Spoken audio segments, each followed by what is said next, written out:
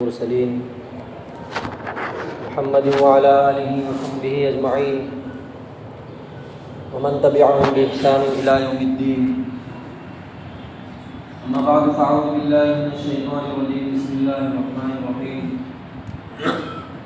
سبحان الذي أسرى بعبده ليلا من المسجد الحرام إلى المسجد الأقصى الذي باركنا حوله لنريه من آياتنا إنه هو السميع البصير. صدق اللہ العظیم. محترم بزرگوں اور عزیز ساتھیوں، اللہ تعالیٰ شاہ کا بے پناہ فضل و کرم اس کا احسان ہے، اس نے ہم تمام کو اس دین کی بات کہنے اور سننے کے لیے جمع فرمایا. دوستو بزرگوں، قرآن کریم کی جو آیت کریمہ تلاوت کی گئی ہے، اللہ تعالیٰ نے اس آیت کریمہ میں ایک خاص قسم کے واقعے کا ذکر فرمایا ہے جو کہ رجب کے مہینے میں واقع ہوئی ہے. وہ معاملہ رجب کے مہینے میں پیش آیا ہے ذات اقدس صلی اللہ علیہ وسلم کے ساتھ، اور نبی کریم صلی اللہ علیہ وسلم رجب کے مہینے سے ہی، روایتوں میں آتا ہے کہ رجب کے مہینے سے ہی رمضان کی تیاری گویا شروع کر دیتے تھے کہ رجب اور شعبان میں برکت عطا فرما اور ہمیں رمضان مبارک تک پہنچا. گویا رمضان مبارک کے پانے کی کہ جو چاہت ہے وہ رجب کے مہینے سے ہے، اور اپنے آپ کو کہ میں یہ رمضان مبارک جو آ رہا ہے 2 مہینے کے بعد یا 1 مہینے کے بعد، وہ ایسا نہ ہو کہ رمضان مبارک کا مہینہ میں نہ پا پاؤں، ایسا نہ ہو پائے. اس لیے رب ذوالجلال سے دعا فرمایا کرتے تھے کہ مجھے جو ہے رمضان مبارک کے مہینے تک جو پہنچا دے.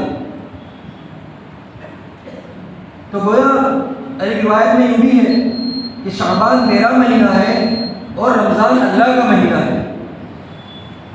تو اس اعتبار سے ان مہینوں کی فضیلتیں ثابت ہوتی ہے. یہ مہینے اپنے آپ میں بڑے مہینے ہیں. اور دوستو بزرگوں، جیسا کہ ہم سب لوگوں کو معلوم ہے، نبی کریم صلی اللہ علیہ وسلم کے ساتھ طائف میں کیا ہوا. طائف کا سفر نبی کریم صلی اللہ علیہ وسلم کے لیے بہت زیادہ غم بھرا اور بہت زیادہ درد بھرا واقعہ تھا کہ آقا صلی اللہ علیہ وسلم کن امیدوں کے ساتھ اور کیا امیدیں لے کر کے طائف کے سفر پر گئے تھے. لیکن ان لوگوں نے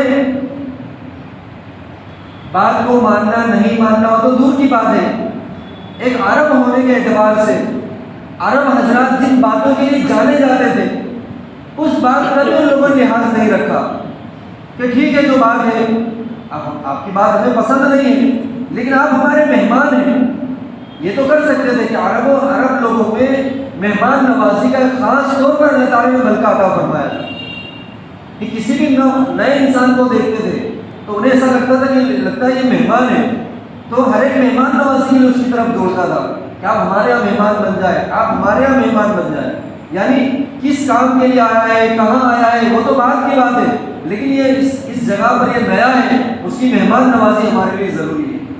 ایسا نہ ہو کہ اس کا کوئی لحاظ نہ رکھا جائے اور ایسی بھوکا پیاسا یہ سو جائے اور پتہ نہیں کس کام کے لیے آیا ہے اور اسی کام میں وہ رہ جائے اور اس کا کوئی لحاظ نہ رکھا جائے. ایسا نہیں ہونا چاہیے.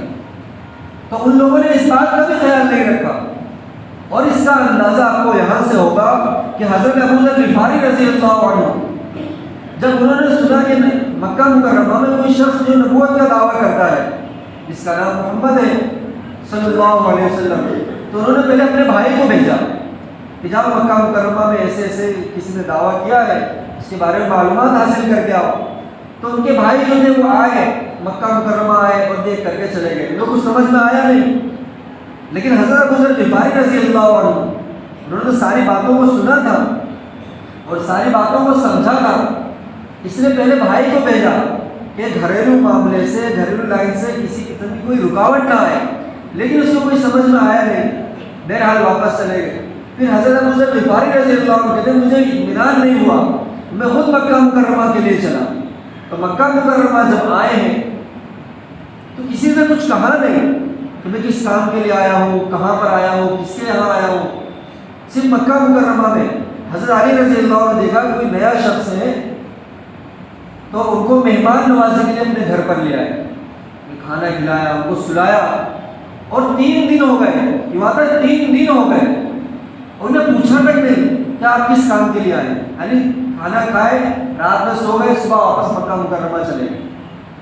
حضرت ابو ذر غفاری رضی اللہ عنہ کہتے ہیں میں صبح شام تک اسی طرح سے دیکھتا رہا, لوگوں سے باتیں کرتا رہا, سمجھتا رہا. لیکن رات میں پھر حضرت علی رضی اللہ عنہ آئے, دیکھا کہ ابھی یہ شخص جو یہیں پر ہے, ان کا لگتا ہے کام پورا ہوا نہیں ہے. پھر دوبارہ اپنے گھر لے گئے, مہمان نوازی کی, رات میں سلایا, وہ صبح واپس جو مکہ مکرمہ پہنچ گئے حرم شریف. اس طرح سے 3 دن ہو گئے. 3 دن کے بعد حضرت علی رضی اللہ عنہ نے پوچھا میں کیا میں پوچھ سکتا ہوں آپ کس کام کے لیے آئے ہوئے ہیں؟ تو حضرت ابو ذر غفاری رضی اللہ عنہ بہت زیادہ سمجھا بجھا کر کے کہ دیکھو میں اس طرح سے کام کے لیے آیا ہوں, آپ کسی کو بتائیں کہ نہیں, ایسا وعدہ کریں آپ مجھ سے. حضرت علی رضی اللہ عنہ نے ٹھیک ہے میں وعدہ کرتا ہوں کسی سے بتاؤں گا نہیں, اور اس کا کوئی بھی جو ہے معقول جو جواب ہوگا اور مجھے آپ وہاں تک جو ہے پہنچائیں گے کہ وہاں ٹھیک ہے وہاں تک پہنچاؤں گا. پھر حضرت ابو ذر غفاری رضی اللہ عنہ کہتے ہیں کہ میں نے سنا ہے مکہ مکرمہ میں کوئی شخص ہے جو نبوت کا دعویٰ کرتا ہے, تو اسے ملنا چاہتا ہوں.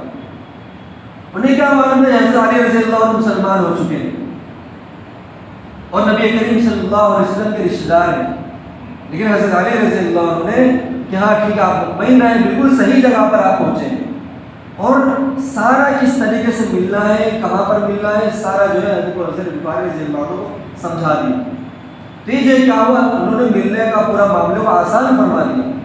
اور چونکہ نبی کریم صلی اللہ علیہ وسلم کی خدمت کو پہنچا دیا, آقا صلی اللہ علیہ وسلم کی خدمت میں پہنچتے ہی حضرت ابو ذر غفاری رضی اللہ عنہ جو ہے ایمان میں داخل ہوئے. پھر کیا ہوا کہ یہ جو مہمان نوازی ہے یہ عربوں کی گھٹی میں پڑی ہوئی تھی. ان کا جو ہے ایک طریقے سے کہا جائے کہ ان کو اس کے بغیر چلتا نہیں تھا کہ ہمارے یہاں کوئی مہمان آئے اور کوئی نیا کوئی شخص آئے, وہ کس کام کے لیے آئے وہ بات کی بات ہے.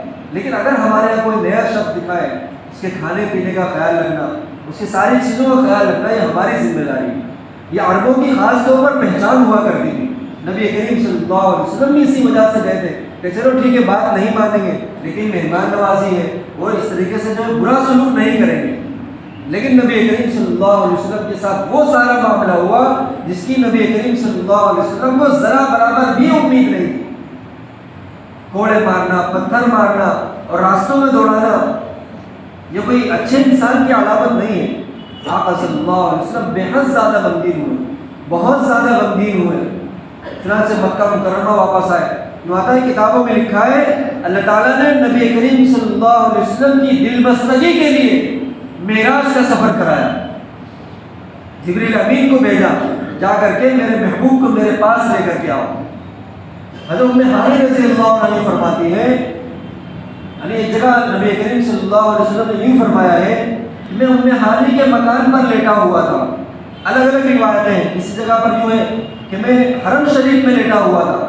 پھر ایک روایت میں کہ آقا صلی اللہ علیہ وسلم کی فرما رہے میں حتیم میں لیٹا ہوا تھا. اور ایک روایت اور ہے اس میں یہ بتایا کہ آقا صلی اللہ علیہ وسلم کی فرما رہے کہ میں شعب ابی طالب میں جو ہے لیٹا ہوا تھا, یعنی میں شعب ابی طالب میں تھا. حضرات محدثین نے کچھ الگ الگ نہیں کہا بلکہ یہ کہا ہے ہو سکتا ہے کہ شعب ابی طالب جو ہے وہ ام ہانی کے مکان کے قریب ہو. اس وجہ سے اگر شعب ابی طالب کہہ دیا کہ ابو طالب کی جو گھاٹی وہاں پر ہو یہ بھی صحیح ہے, اس لیے کہ ام ہانی کا مکان وہیں پر ہے اور ام ہانی کے مکان پر ہے وہ تو ہے ہی ہے. اور ایک جگہ پر یہ فرمایا کہ اگر حرم شریف میں اور حتیم میں تو حرم شریف اور حتیم کوئی الگ جگہ پر دونوں نہیں ہے, حرم شریف میں ہی حتیم ہے جو کہ کعبۃ اللہ کا حصہ ہے. تو اگر کوئی یوں کہے کہ میں حرم شریف میں تھا وہ بھی صحیح ہے, اگر حتیم میں تھا وہ بھی صحیح ہے کہ حتیم جو ہے وہ حرم شریف میں ہی ہے. اچھا اب یہ دونوں باتیں الگ الگ ہیں کہ ام ہانی کا مکان جو ہے شعب ابی طالب کے پاس ہے اور یہ نبی کریم صلی اللہ علیہ وسلم فرما رہے کہ میں حرم شریف میں ہوں. تو یوں فرمایا کہ ہو سکتا ہے ام ہانی کے مکان پر ہی ہو اور وہاں سے جو ہے جبریل امین پہلے لے کر کے ام ہانی کے مکان سے لے کر حرم شریف میں لائے ہو، پھر حرم شریف سے سفر کرایا ہو مسجد اقصیٰ کا۔ اس اعتبار سے دونوں چیزیں ایک ہو گئی، کوئی الگ چیز نہیں ہے۔ اور دوسری بات دوستو بزرگوں یہ ہے کہ نبی کریم صلی اللہ علیہ وسلم کا یہ جو سفر ہے یہ کوئی خواب والا سفر نہیں ہے، یعنی نبی کریم صلی اللہ علیہ وسلم نے یہ پورا سفر نیند میں نہیں فرمایا ہے کہ آپ سو رہے ہیں، خواب میں دیکھا کہ میں حرم شریف پہنچ گیا ہوں اور وہاں سے جو مسجد اقصیٰ پہنچ گیا ہوں اور ساتوں آسمان میں سفر کیا وہاں سے، پھر وہاں سے واپس آیا حالانکہ اپنے بستر پر لیٹا ہوں، ایسا نہیں ہے۔ بلکہ نبی کریم صلی اللہ علیہ وسلم کو یہ جو سفر ہوا ہے معراج کا سفر، یہ آقا صلی اللہ علیہ وسلم نے اپنے پورے جسم کے ساتھ کیا ہے، یعنی خود بنفس نفیس گئے ہیں۔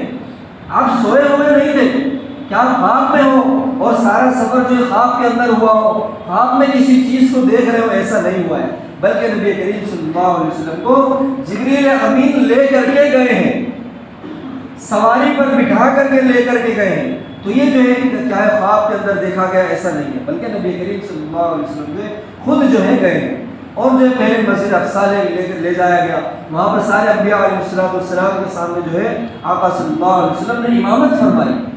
تمام انبیاء علیہ السلام وہاں پر جمع تھے اور کوئی امام نہیں تھا۔ جبریل امین نے نبی کریم صلی اللہ علیہ وسلم کا ہاتھ پکڑ کر کے آگے کر دیا، نبی کریم صلی اللہ علیہ وسلم نے 2 رکعت نماز پڑھائی۔ تو نبی کریم صلی اللہ علیہ وسلم یہاں سے جو ہے امام الانبیاء والمرسلین کہلائے، امام الانبیاء والمرسلین کہلائے کہ تمام انبیاء علیہ السلام کے امام۔ یہ کہاں پر امامت فرمائے؟ کہ مسجد اقصیٰ میں امامت فرمائے۔ پھر جو ہے وہاں سے جو ہے جبریل امین نبی کریم صلی اللہ علیہ وسلم کے لیے ایک روایت میں ہے کہ براق سواری جو ہے لائی گئی، بہت تیز رفتار سواری ہے، بہت تیز رفتار جو ہے وہ جانور ہے، اور اس کی منتہائے نظر پر اس کے جو قدم پڑتے ہیں، جہاں اس کی نظر پڑتی ہے وہاں اس کے قدم پڑتے ہیں، اتنا تیز رفتار جو ہے وہ سواری ہے۔ اور ایک روایت میں یوں ہے نبی کریم صلی اللہ علیہ وسلم کے لیے کہ ایک جو ہے سیڑھیاں لائی گئی، 2 سیڑھیاں لائی گئی، جس میں سے ایک سونے کی تھی اور ایک چاندی کی تھی، اور آقا صلی اللہ علیہ وسلم نے معلوم فرمایا کہ یہ دونوں سیڑھیاں کیا ہیں؟ تو فرمایا یہ جنت کی سیڑھیاں آپ کے لیے منگوائی گئی ہیں۔ تو اب یہ ہوتا ہے کہ آپ صلی اللہ علیہ وسلم نے سفر کس پر کیا؟ کہ براق پر سفر کیا ہے، یہ جو سیڑھیاں تھی اس پر سفر کیا ہے؟ تو ہو سکتا ہے یوں لکھا ہے حضرات محدثین نے کہ جب کوئی نیا مہمان ہوتا ہے اور متبرک مہمان ہوتا ہے، باعزت اور عظمت والا مہمان ہوا کرتا ہے، اس کے لیے مختلف قسم کی چیزیں لائی جاتی ہیں۔ ہو سکتا ہے کچھ سفر جو ہے سیڑھیوں پر کیا گیا ہو اور کچھ سفر جو ہے براق پر کیا گیا ہو، لیکن زیادہ تر لوگوں کا کہنا یہ ہے کہ یہ جو سفر ہوا ہے براق پر ہوا ہے۔ نبی کریم صلی اللہ علیہ وسلم کو لے کر کے جو حضرت جبریل امین براق پر لے کر کے گئے، تو جس کی منتہائی نظر پر اس کے قدم پڑتے ہیں، بہت تیز رفتار سواری ہے۔ چنانچہ جو جبریل امین لے کر کے گئے، پہلا آسمان آیا، پہلے آسمان پر جو ہے گھنٹی بجائی گئی، یعنی جو بھی اس کا جو طریقہ رہا ہوگا، تو جبریل امین سے پوچھا گیا کہ کون کیا کہا؟ جبریل کہ آپ کے ساتھ کون ہے؟ کیا آپ میرے ساتھ جو ہے محمد صلی اللہ علیہ وسلم ہے؟ کیا ان کو پیام الہی جو تھا وہ پہنچا دیا گیا ہے؟ کہ ہاں جی بالکل پہنچا دیا گیا ہے۔ تو انہوں نے دروازہ کھولا اور مرحبا، خوش آمدید کی آوازیں آئی، اور یعنی نبی کریم صلی اللہ علیہ وسلم کا جو ہے استقبال ہوا، اور وہاں پر نبی کریم صلی اللہ علیہ وسلم کی ملاقات جو ہے حضرت آدم علیہ السلام سے ہوئی۔ آدم علیہ السلام نے فرمایا مرحبا بابن الصالح، بہترین بیٹے کے لیے خوش آمدید ہو اور بہترین نبی کے لیے خوش آمدید ہو۔ کہ آدم علیہ السلام ہم تمام کے والد ہیں، تو آدم علیہ السلام کا یہ کہنا بنتا ہے کہ کیونکہ ہر ایک ان کے بیٹے ہیں، تو آدم علیہ السلام نے نبی کریم صلی اللہ علیہ وسلم کو بیٹا کہا اور بہترین نبی کہا۔ تو یہ اس طریقے سے انہوں نے نبی کریم صلی اللہ علیہ وسلم کا جو ہے استقبال کیا۔ اب یہاں پر ایک بات اور میں آپ کو بتا دوں کہ آدم علیہ السلام کی ملاقات کہاں ہوئی؟ پہلے آسمان پر ہوئی، اور ابھی نبی کریم صلی اللہ علیہ وسلم مسجد اقصیٰ میں تمام انبیاء علیہ السلام کی امامت کر کے آئے ہیں۔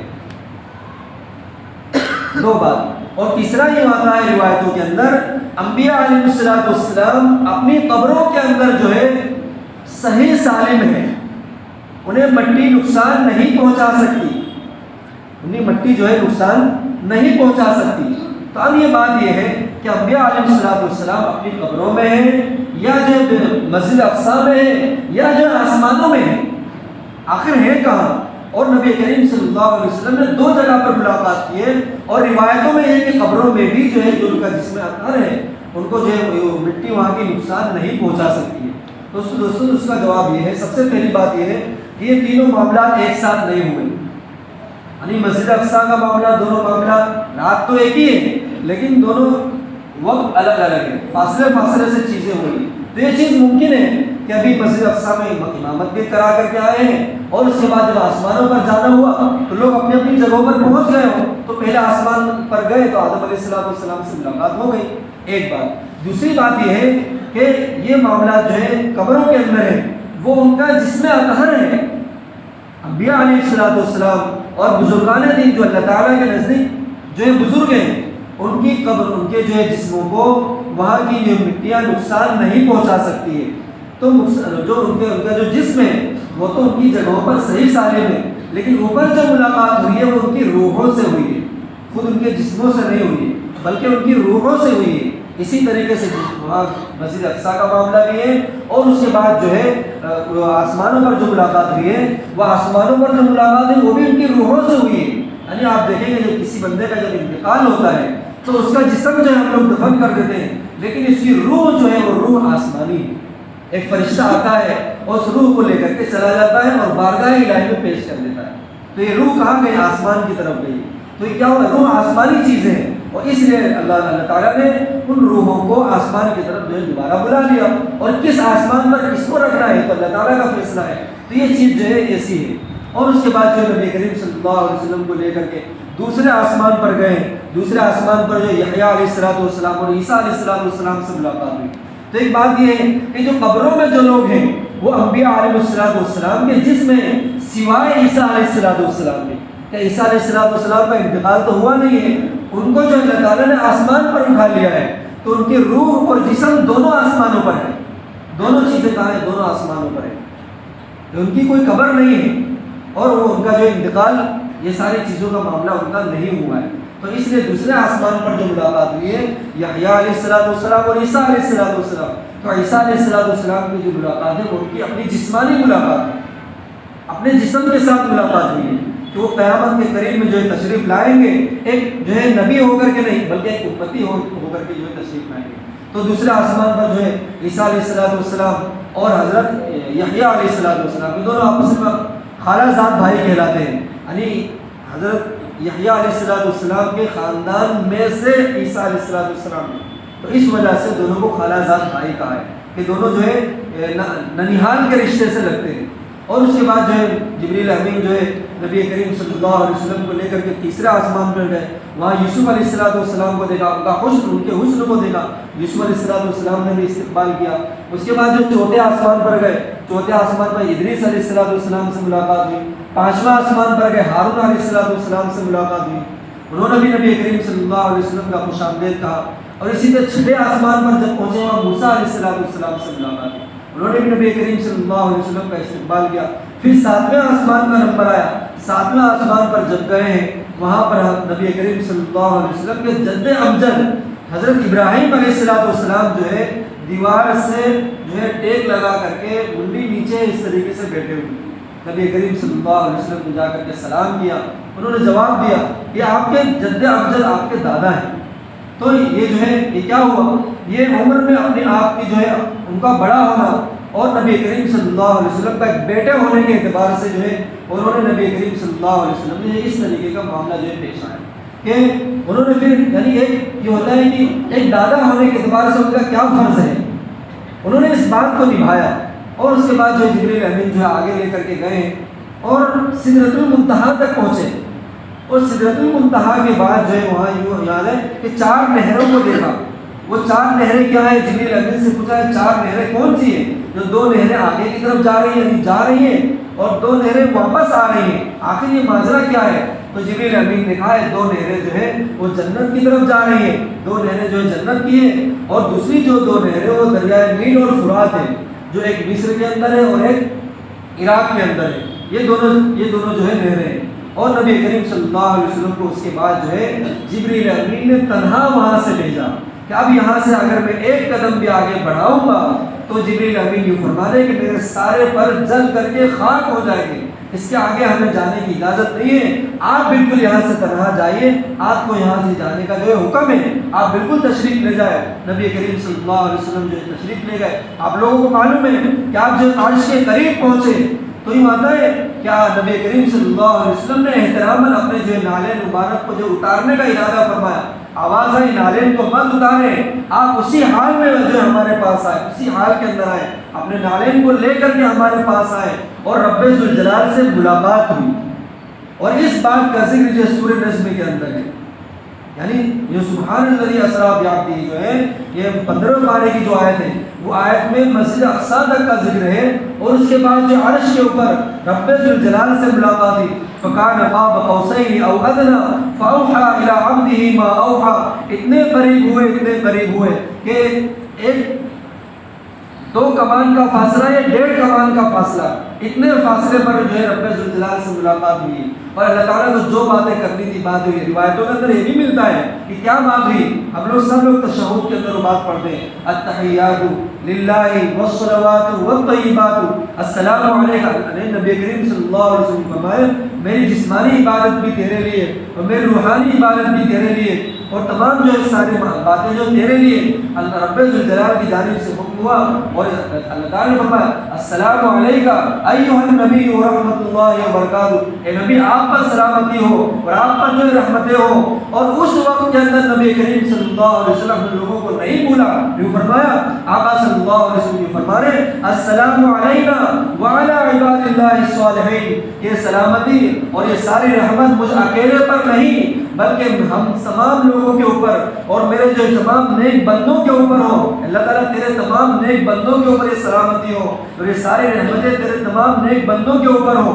نبی کریم صلی اللہ علیہ وسلم نے عرش کے اوپر جا کر کے بھی اپنے امت کو اپنے لوگوں کو جو ہے نہیں بھول رہے، اور ہم لوگ اپنی چھوٹی چھوٹی سی باتوں کے اندر جو ہے اللہ رب العزت والجلال کو بھلا بیٹھتے ہیں، اللہ تعالیٰ کو بھول کر کے بات کرتے ہیں، نبی کریم صلی اللہ علیہ وسلم نے جو ان کی قربانیوں کو جو بھلا بیٹھتے ہیں، ایسا جو بالکل نہیں ہونا چاہیے۔ نماز جو ہے فرض ہوئی، جو ہے 50 نمازوں کا جو ہے تحفہ دیا گیا، اولاً سب لوگوں کو معلوم ہے 50 نمازوں کا تحفہ ملا، لیکن جب وہاں سے واپس آئے چھٹے آسمان پر، یعنی 7واں آسمان اس کے بعد چھٹا آسمان، موسیٰ علیہ السلام سے ملاقات ہوئی۔ موسیٰ علیہ السلام نے کہا میں بنی اسرائیل کو جھیل چکا ہوں کہ 2 وقت کی نمازیں جو لوگ نہیں پڑھ پاتے تھے، آپ کی امت 50 وقت کی نماز نہیں پڑھ پائے، آپ واپس جائیں رب ذوالجلال سے درخواست کریں۔ تو اس طریقے سے نبی کریم صلی اللہ علیہ وسلم دوبارہ گئے، سہبارہ گئے، اور ہر مرتبہ میں 5 جو ہے نمازیں کم ہوتی چلی گئی، یہاں تک کہ وہ 50 نمازیں 5 پر آ کر کے رہ گئی۔ پھر بھی موسیٰ علیہ السلام نے کہہ رہے ابھی بھی آپ واپس جائیں اور کچھ کم کرنے کی درخواست کریں۔ آقا صلی اللہ علیہ وسلم فرما رہے اب مجھے جو ہے شرم آتی ہے، اب میں 5 نمازوں کے اوپر میں خوش ہوں اور راضی ہوں، اور اپنی امت کو جو ہے، اور اللہ تعالیٰ نے فرما رہے آپ کی امت جو ہے 5 وقت کی نماز پڑھے گی لیکن میں انہیں 50 وقت کی نمازوں کا ثواب عطا کروں گا۔ اور وہاں سے واپس آئے، واپسی کے اوپر ام ہانی یوں فرماتی ہیں، ام ہانی نے یوں فرمایا کہ نبی کریم صلی اللہ علیہ وسلم جو ہمارے ساتھ لیٹے ہوئے تھے، لیکن صبح میں فجر کی نماز کے لیے نبی کریم صلی اللہ علیہ وسلم نے ہم لوگوں کو جگایا، نماز کے لیے نبی کریم صلی اللہ علیہ وسلم نے ہم لوگوں کو جگایا اور نماز پڑھی۔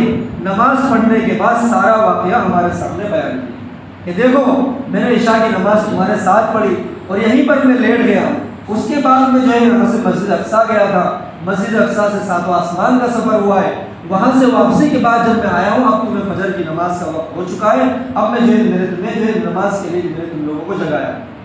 تو ام ہانی یوں فرما رہی ہے، ام ہانی کا واقعہ پہلے گزر چکا ہے کہ آقا صلی اللہ علیہ وسلم فرماتے ام ہانی میرے لیے ماں کا درجہ رکھتی ہے، یہ وہ ام ہانی ہے۔ ام ہانی یوں فرما رہی ہے کہ اب میں جا رہا ہوں، لوگ یہ نبی کریم صلی اللہ علیہ وسلم فرما رہے اب میں اس واقعے کو لوگوں کے سامنے رکھوں گا۔ ام ہانی نبی کریم صلی اللہ علیہ وسلم کی چادر مبارک کو پکڑ لیا کہ آپ ایسا ہرگز نہ کریں اور اس بات کو لوگوں کے سامنے بیان نہ کریں، لوگ نہیں مانیں گے اور لوگ آپ کی باتوں کا یقین نہیں کریں گے۔ آقا صلی اللہ علیہ وسلم نے فرمایا میں اس بات کو لوگوں کے سامنے ضرور کہوں گا۔ اور نبی کریم صلی اللہ علیہ وسلم باہر آئے. ام ہانی نے احتیاطاً ایک باندھی کو آپ کے ساتھ کر دیا کہ آپ کو کوئی نقصان نہ پہنچا پائے. نبی کریم صلی اللہ علیہ وسلم باہر آئے اور لوگوں سے آپ اس واقعے کا جو ذکر فرمایا تو لوگ واقعی اس بات کا یقین نہیں کر رہے تھے کہ نبی کریم صلی اللہ علیہ وسلم ایک رات میں اتنا لمبا سفر کیسے کر سکتے ہیں, آخر اس کی نشانی کیا ہے, ہمیں اس کی نشانی بتائے. تو نبی کریم صلی اللہ علیہ وسلم نے اس کی 2 نشانی بتائے کہ یہ فرمایا جب میں یہاں سے جو ہے جا رہا تھا تو ایک مجھے فلاں جگہ کا ایک قافلہ ملا جو فلاں راستے پر تھا اور ان کا ایک اونٹ گم ہو گیا تھا, اس جگہ پر جو ہے گم ہوا تھا. یہ جو ہے جانے کی بات ہے. اور واپسی پر جو ہے جب میں آ رہا تھا تو اس قافلے کو فلاں جگہ پر میں نے سوتا ہوا پایا. اور اس کی دوسری نشانی یہ ہے کہ اب وہ قافلہ جو سنیت النعیم کے راستے سے واپس آ رہا ہے اور آگے 2 اونٹ ہیں, ایک کالا اونٹ ہے اور ایک جو ہے دھاری دار اونٹ ہے جس کے اوپر جو ہے دو بورے لگے ہوئے ہیں, اس راستے پر ہے. تو جب نبی کریم صلی اللہ علیہ وسلم نے قریب کے ایک واقعے کا ذکر فرمایا تو سارے کے سارے لوگ سنیت النعیم کی طرف دوڑ پڑے کہ دیکھا آخر بات کیا ہے, صحیح بات ہے کہ غلط بات ہے. تو دیکھا کہ واقعی وہ وہی بات تھی جیسا کہ نبی کریم صلی اللہ علیہ وسلم نے فرمایا کہ 2 اونٹ آگے کی طرف آ رہے ہیں, اس پر 2 بوریاں لگی ہوئی ہیں, ایک جس میں جو ہے ایک دھاری دار اونٹ ہے اور ایسی بات ہے. اور یوں فرمایا اور ان لوگوں نے وہ بات بھی پوچھی کیا تمہارا کوئی اونٹ فلاں جگہ پر گم ہو گیا تھا؟ کہ ان لوگوں نے کہا جی گم ہو گیا تھا, کسی نے ہمیں جو آواز دی کہ تمہارا اونٹ فلاں جگہ پر ہے تو ہم نے وہاں پر جا کر کے دیکھا تو ہمارا اونٹ ہمیں مل گیا. یہ لوگ ہکا بکا رہ گئے, آخر ایسا کیسے ہو سکتا ہے؟ تو ان لوگوں نے یہ کیا کیا تو فوراً جو ہے حضرت ابوبکر صدیق رضی اللہ عنہ کے پاس گئے کہ آپ کے جو ساتھی ہیں وہ ایسی بات بیان کر رہے ہیں. تو حضرت ابوبکر صدیق رضی اللہ عنہ فرمایا کہ واقعی یہ بات نبی کریم صلی اللہ علیہ وسلم نے فرمائی. تو انہوں نے کہا جی ہاں یہ بات واقعی نبی کریم صلی اللہ علیہ وسلم ایسی بات فرما رہے ہیں. تو حضرت ابوبکر صدیق رضی اللہ عنہ فرمایا اگر یہ بات نبی کریم صلی اللہ علیہ وسلم فرما رہے تو آپ سچ فرما رہے, آپ کو ہم نے کبھی جھوٹ کہتے ہوئے نہیں سنا ہے. آقا صلی اللہ علیہ وسلم فرما رہے تو واقعی یہ بات سچ ہے. وہاں سے حضرت ابوبکر صدیق رضی اللہ عنہ کا لقب جو صدیق پڑا ہے کہ آقا صلی اللہ علیہ وسلم کی طرف سے کوئی بھی بات آئے فوراً جو اس کی تصدیق کرتے تھے, ہمارے سمجھ میں آئے یا سمجھ میں نہ آئے. ایک امتی ہونے کے اعتبار سے ہمارا یہ فرض بنتا ہے کہ آقا صلی اللہ علیہ وسلم کی باتوں پر ویسا یقین کریں جیسا کہ حضرت ابوبکر صدیق رضی اللہ عنہ نے یقین کر کے دکھایا کہ 5 نمازوں کا تحفہ ملا ہے, حضرات صحابہ نے بخوشی قبول فرما لی اور اس پر ایسی تصدیق فرمائی کہ آقا صلی اللہ علیہ وسلم نے واقعی وہ سفر کیا ہے. اور حضرت ابوبکر صدیق رضی اللہ عنہ فرما رہے اگر یہ بات نبی کریم صلی اللہ علیہ وسلم فرما رہے ہیں تو واقعی آپ کا کہنا جو ہے بالکل سچ ہے اور یہ بات جو ہے آپ اس بات کے اندر کبھی بھی جھوٹ نہیں کہہ سکتے. اور یہ سارا معاملہ دوستوں رجب کے اندر پیش آیا, اس لیے جو ہے آپ لوگوں کے سامنے جو اس بات کو رکھا گیا ہے. اور نبی کریم صلی اللہ علیہ وسلم جو ہے رجب اور شعبان کے مہینے میں خاص طور پر اس بات کے لیے دعا فرمایا کرتے تھے, اے اللہ جو ہے یہ جو مہینہ ملا ہے اس میں جو ہمارے لیے برکت عطا فرما اور رمضان مبارک تک تو ہمیں پہنچا دے.